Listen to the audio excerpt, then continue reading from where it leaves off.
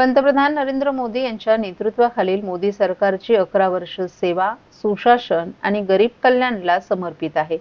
आत्मनिर्भर भारत ते विकसित भारत या संकल्पनेकडून सिद्धीकडे नेणारी ही 11 वर्ष असून जनकल्याणासाठी संकल्प, प्रयत्न आणि समर्पणाचा सुवर्ण काळ मोदी सरकारमुळे सर्वांना अनुभवता येत आहे. मोदी सरकारनं मागच्या 11 वर्षात केलेल्या अद्वितीय कार्याची नोंद सुवर्ण अक्षरात केली जावी अशा शब्दात योगेश सागर यांनी मोदी सरकारच्या 11व्या वर्षपूर्तीनिमित्त आयोजित पत्रकार परिषदेत मोदी सरकारच्या 11 वर्षातील कार्याची प्रशंसा केली. यावेळी सागर यांनी मोदी सरकारनं महिला, युवा, शेतकरी, दलित, आदिवासी आणि ओबीसी घटक यांच्या कल्याणासाठी आणलेल्या विविध योजना तसंच सरकारच्या कामगिरीचा आढावाही घेतला. या पत्रकार परिषदेला ठाणे शहर अध्यक्ष ॲडव्होकेट संदीप लेले, प्रवक्ते सागर भदे, राजेश मडवी, रमेश आमरे, मुकेश मोकाशी, सुनीत जोशी, नितेश शहा, माजी नगरसेविका प्रतिभा मडवी, मृणाल पेंडसे, डॉक्टर समीरा भारती तसंच मोठ्या संख्येनं व्यापारी आणि बुद्धिजीवी नागरिकही उपस्थित होते. पंतप्रधान नरेंद्र मोदी यांनी देशाच्या राजकीय संस्कृतीमध्ये आमूलाग्र बदल करत विकासाचं युग सुरू केल्याचं योगेश सागर यांनी सांगितलं. भ्रष्टाचार, घोटाळे, तुष्टीकरणाची जागा, जबाबदारी, पारदर्शकता आणि विकासानं घेतलीये. मागच्या 11 वर्षात सबका साथ, सबका विकास, सबका विश्वास, सबका प्रयास या मूलमंत्रानुसार मोदी सरकारनं मोठं कार्य करत विकास, अनुसंधान आणि सर्वसमावेशकतेला प्राधान्य दिले. डिजिटल इंडिया, पायाभूत सुविधा, शेतकरी कल्याण, संरक्षण क्षेत्र, महिला सक्षमीकरण आणि जागतिक स्तरावर भारताची विश्वासार्हता यांसारख्या क्षेत्रात मोदी सरकारनं उल्लेखनीय कामगिरी केली आहे. गरीब महिला, युवा आणि अन्नदाता शेतकरी या 4 घटकांच्या विकासासाठी मोदी सरकार कटिबद्ध असून त्यांच्या कल्याणासाठी अनेक योजना राबवल्याचं त्यात सकारात्मक परिणाम आज दिसून येत असल्याचंही सागर यांनी नमूद केलं. गेल्या 11 वर्षात मोदी सरकारनं घरं, शौचालय, गॅस जोडण्या, पेयजल, वीज, दरमहा 5 किलो धान्य, 81 कोटी जनतेला आणि 5 लाख रुपयांपर्यंत आरोग्य सुविधा देशातील गरीब, गरजू लोकांना उपलब्ध करून दिल्यात. अंत्योदय संकल्पनेनुसार सरकारनं समाजातील अखेरच्या घटकाच्या उन्नतीसाठी विविध योजना राबवल्या. यामध्ये उज्ज्वला योजना, प्रधानमंत्री आवास योजना आणि स्वच्छ भारत मिशन यांचा समावेश आहे. नवीन शैक्षणिक धोरण, कौशल्य विकास आणि स्टार्टअप्सवर लक्ष केंद्रित केल्यामुळे युवा वर्ग विकसित भारताच्या संकल्पात सहभागी होऊ शकलाय. शेतकरी कल्याणासाठीही मोदी सरकार काम करत आहे. मोदी सरकारच्या निर्णयांमुळे गेल्या 11 वर्षात जगातील अर्थव्यवस्थांमध्ये भारताची अर्थव्यवस्था 10व्या स्थानावरून लवकरच 4थ्या स्थानकावर पोहोचणार आहे. गतिशक्ती, भारतमाला, सागरमाला, इंडस्ट्रियल कॉरिडॉर यांसारख्या योजनांमुळे देशाच्या कानाकोपऱ्यात कनेक्टिव्हिटी पोहोचल्यानं गुंतवणूकदार आकर्षित होत आहेत. वंदे भारत, स्वदेशी गाड्या क्रांती घडवत असून गावागावात इंटरनेटही पोहोचले.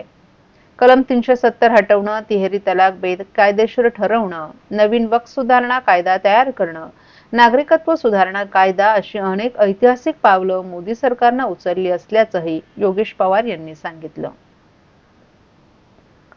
महाराष्ट्रातील भगिनींना आधार देणारी राज्य शासनाची मुख्यमंत्री माझी लाडकी बहीण योजना. या योजनेअंतर्गत अल्प उत्पन्न गटातील 21 ते 65 वयोगटाच्या भगिनींना मिळणार दरमहा 1500 रुपयांची मदत. अर्ज करण्यासाठी 31 ऑगस्ट 2024 पर्यंत मुदतवाढ. कुटुंबाचं वार्षिक उत्पन्न 2.5 लाख रुपयांपेक्षा कमी असलेल्या महिला पात्र. कुटुंबाकडे पिवळं किंवा केशरी रेशन कार्ड असल्यास उत्पन्नाचा दाखला आवश्यक नाही. पांढरं रेशन कार्ड असेल किंवा रेशन कार्ड नसेल तर कुटुंबाचं वार्षिक उत्पन्न 2.5 लाखांपेक्षा कमी असल्याचा दाखला आवश्यक. योजनेसाठीचा ऑनलाईन अर्ज नारी शक्ती दूत ॲपवरून किंवा पोर्टलवर भरता येईल.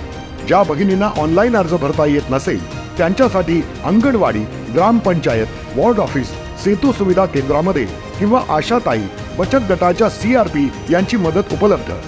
आता आपल्याला अभिमानानं म्हणता येईल, सुखी आणि सुरक्षित आहे माझी लाडकी बहीण.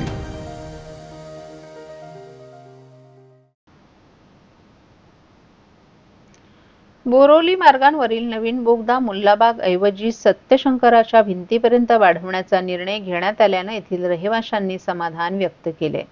वाहतूक कोंडी, धूळ आणि ध्वनी प्रदूषणाचा त्रास या निर्णयामुळे कमी होणार आहे. उपमुख्यमंत्री एकनाथ शिंदे आणि खासदार नरेश म्हस्के यांनी हा प्रश्न मार्गी लावल्याबद्दल रविवारी 15 जून रोजी खासदार नरेश म्हस्के यांचं मुल्लाबाग येथील ठाणे-बोरिवली ट्रेन टनल प्रकल्प बाधित पीपल असोसिएशन तर्फे आभार मानत सत्कार करण्यात आला। ठाणे-बोरिवली बोगदा प्रकल्पामुळे मुल्लाबाग येथील 5 इमारतींमध्ये राहणाऱ्या रहिवाशांना वाहतूक कोंडी, धूळ आणि ध्वनी प्रदूषणाचा त्रास होत होता।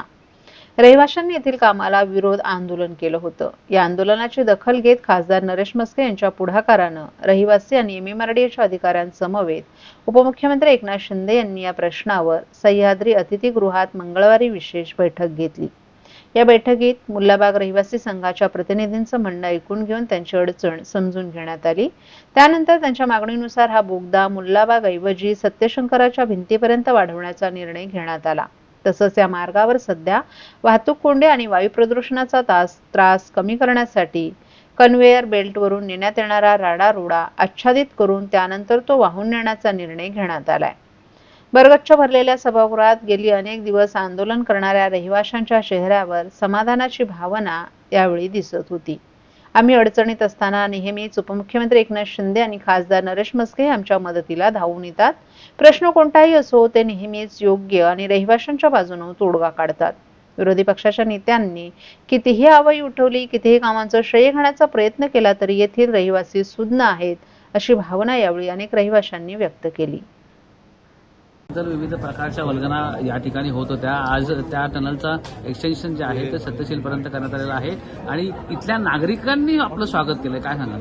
बघा, कोण काय बोलतं, कोण काय बडबडतं याकडे लक्ष देण्याची गरज नाही आहे। नागरिकांना माहीत आहे की या विषयामध्ये कोणाचं श्रेय आहे आणि श्रेयवादाची लढाई कोणासाठी करायची? नागरिकांसाठी। लोकांना कळतंय, तुम्ही बघा, आजची उपस्थिती बघा, लोकांनी जो सत्कार सोहळ्याचा जो कार्यक्रम केलेला आहे। आमचं काम आहे, आमचे सगळे नागरिक आहेत आणि माननीय उपमुख्यमंत्री एकनाथ शिंदे साहेब यांच्या नेतृत्वामध्ये आम्ही सातत्याने या ठिकाणी प्रयत्न केले आणि या ठिकाणचे स्थानिक नागरिक जे आमचे आहेत त्या सर्वांची मेहनत आहे, त्याचं हे फळ आहे, त्याचं हे श्रेय आहे आणि शहरातल्या जिल्ह्यातील सर्व नागरिकांना सुखसुविधा देताना स्थानिक नागरिकांना त्रास होऊ नये हीच आमची भावना होती आणि यामध्ये आम्ही सक्सेस झालेलो आहोत। सर, जादूची कांडी फिरली हा सोपा विषय नाही आहे। केवळ बैठका घेणं, एक बैठक लावणं आणि मला या ठिकाणी घर घ्यायचं होतं, मी घेतलं नाही, अशा पद्धतीने सांगणं आणि यातून काही प्रश्न सुटत नाही आहे। या सर्व मंडळींनी अहोरात्र कष्ट घेतलेले आहेत, सगळ्यांनी मेहनत केलेली आहे। मी त्याचं उत्तर त्यांना ट्विटरवर दिलेलं आहे, त्यामुळे तुर्तास मी त्यांना उत्तर दिलेलं आहे। त्यामुळे मला याविषयी काही बोलायचं नाही। लोकांचे विषय आहेत आणि सोडवण्याकरता आम्ही प्रयत्न करतोय। आपण जे इल्लीगल बांधकाम आणि याच्यामध्ये जे काही बिझी आहात त्यांना पाठीशी घालण्यामध्ये आपला जो अख्खा जो काही वेळ खर्च करताय त्या ठिकाणी आपण लक्ष द्यावं।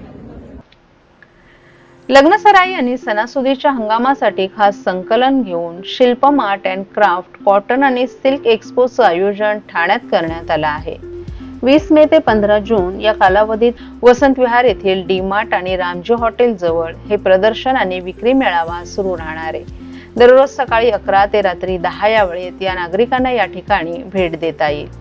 या एक्स्पो मध्ये सर्व प्रकारचे suit, dress materials, stalls, kurti, fashion jewellery, पारंपरिक footwear, khadi shirts, brass articles, घर फर्निशिंग, पॉटरी, फर्निचर अशा विविध वस्तू एकाच ठिकाणी उपलब्ध आहेत। ग्राहकांसाठी खास आकर्षण म्हणजे राष्ट्रीय स्तरावरील विविध भागातील हस्तकलेचं सामान या ठिकाणी एकत्रितपणे पाहायला आणि खरेदीसाठी मिळणार आहे। सर्व कार्ड आणि डिजिटल पेमेंटची सोयही उपलब्ध आहे। मनसोक्त खरेदीसाठी गृहिणींनी आणि नवविवाहितांनी या संधीचा लाभ घ्यावा असं आवाहन आयोजकांनी केलं आहे।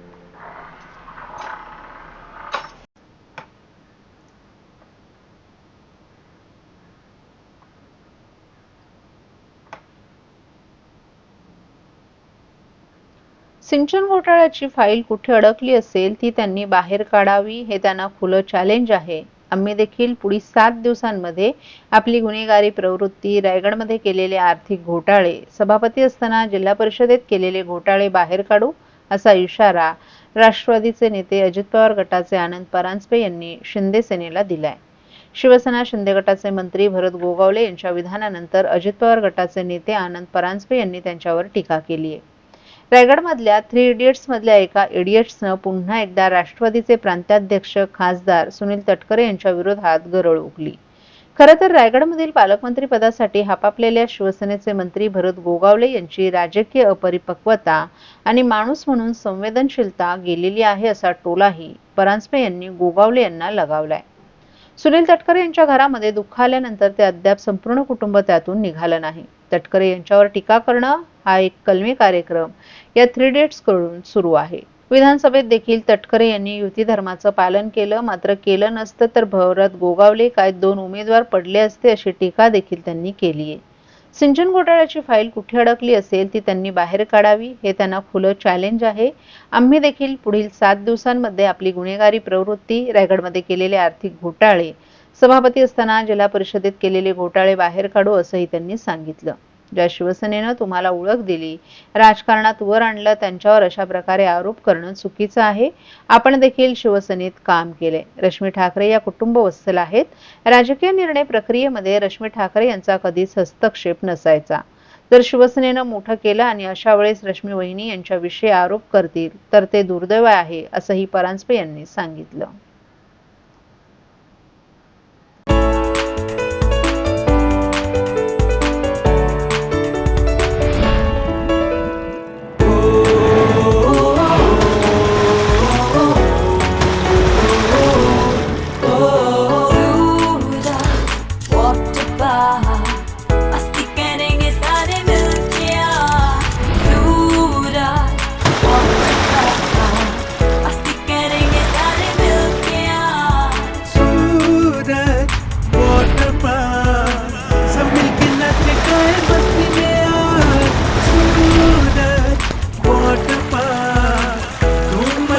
सब मिलके आज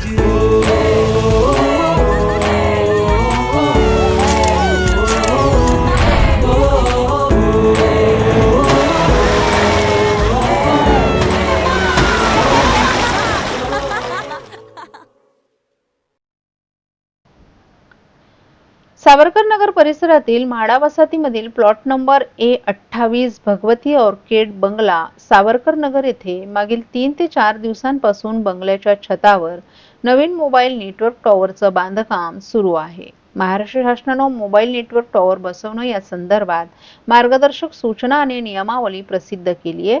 याचं पालन होत नसल्याचं तसंच महापालिकेकडून कोणतीही परवानगी न घेता या मोबाईल टॉवर उभारण्याचं काम सुरू असल्याचा आरोप स्थानिक नागरिकांनी केलाय. मोबाईल टॉवरमधून निघणाऱ्या रेडिएशनमुळे रहिवासी भागातील नागरिकांना कर्करोग, चर्मरोग, डोके दुखणं, हृदयरोगाचा धोका वाढणं आदी गंभीर आणि जीवघेणे आजार होऊ शकतात असं विविध शास्त्रज्ञांनी स्पष्ट केले.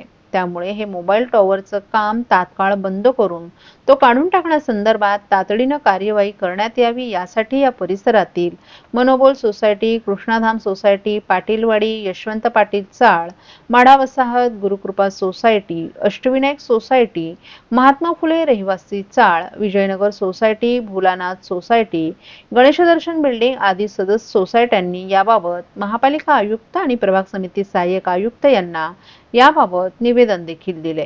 ठाणे महापालिकेनं लवकरात लवकर कारवाई न केल्यास महापालिका मुख्यालयासमोर आंदोलन करण्याचा इशारा येथील स्थानिक नागरिकांनी दिला आहे.